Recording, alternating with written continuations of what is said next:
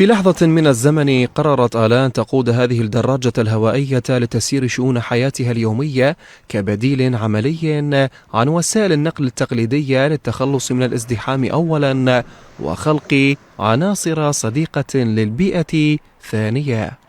أولاً استخدام الدراجة الهوائية تعطي لياقة بدنية لكلا الجنسين وترفع هرمون السعادة لدى الإنسان. هاي دراسات علمية مو من عندي الحكي. وثانياً هي صديقة للبيئة، تساعدنا على استنشاق الهواء النقي، تقلل الانبعاثات الغازية بسبب السيارات والازدحامات المرورية القاتلة. فأني أقود الدراجة الهوائية حتى أصل الطريق اللي أنا أريد أوصل له بسرعة قياسية وبنفس الوقت متخطى الازدحامات.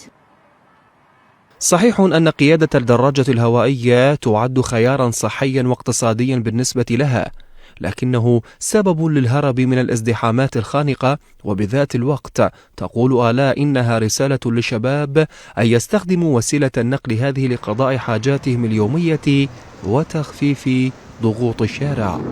أطول مسافة قطعتها إلى المدائن 80 كيلومتر ذهاب وإياب، انطلاقتها من أنا وزوجي من منطقتنا الدورة الصحة إلى المدائن. نطلب من الدولة إنه مثل ما خصصوا لنا طريق بأبو نؤاس نريد بكل شوارع بغداد وحتى المحافظات، لأن هاي الرياضة كلش حلوة.